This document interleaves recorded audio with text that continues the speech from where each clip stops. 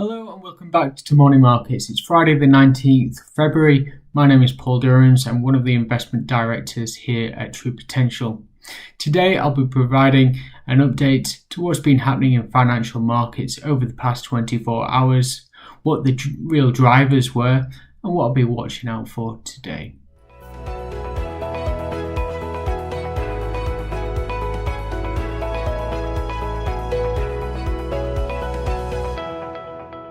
Yesterday we saw a bit of a pullback across most equity markets, although there was some dispersion.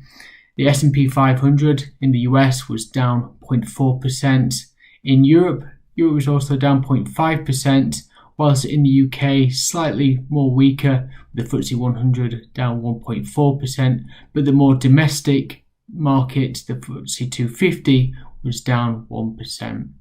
Overnight in Asia, China was the only market up 0.1%, whilst in Japan they were also down about 0.7%.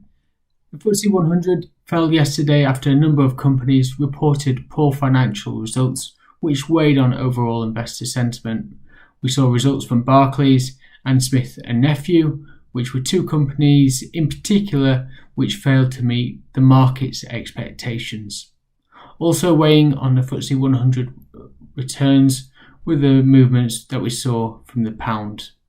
The pound strengthened again yesterday, most noticeably against the US dollar, now at 139.6, which is its highest level since April 2018. It also strengthened against the euro, now at 155.5. Its importance is not only for those of us who dare to think about travelling abroad this year, but it also has implications for the vast majority of international companies that sit within the FTSE 100, given a large portion of their revenues are in US dollars, so therefore suffer from translation effects when you bring those revenues back to the pound. So you typically see, as the pound strengthens, FTSE 100 returns get disproportionately hit. And that's part of the reason why you saw the more domestic FTSE 250 index perform slightly better, although down yesterday. This week we've highlighted some of the key movements in the sovereign bond markets. Again, yesterday we saw government bond yields push higher, most noticeably here in the UK, but also across Europe. UK 10-year gilt yields moved out to 0.62% from 0.57%, which is a material move in one day. 0.62% is a lot higher than where we started the year at 0.2%. This is really a reflection of the improved economic landscape and effective rollout of vaccines here in the UK. In the US, we started to see similar moves in the US government 10-year bond yield as investors raised their inflation and growth forecasts. However, disappointing unemployment data saw bond yields only tick marginally higher over the day, therefore closing in at a yield of 1.31%.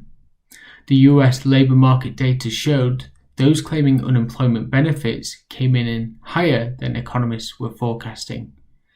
861,000 new people claimed last week, while 4.9 million people continued to claim unemployment support.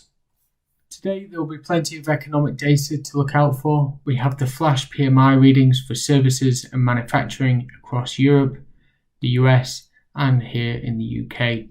This is one of the most popular indicators amongst investors as it gives a good and up-to-date reading on levels of economic activity. Earlier this morning we had the latest PMI numbers from Japan. Services came in lower than expected, still contracting given the continued lockdown measures. Interestingly though, the manufacturing numbers came in higher than expected and importantly now expanding. We've been hoping for good results after we saw good growth from their exports and machinery orders earlier this week. That's all for today. We look forward to bringing you up to date next week. Subscribing to the True Potential YouTube channel is quick and easy. Simply go to your YouTube app on your phone, type in True Potential and press the red subscribe option. You'll then be notified as and when new videos are released.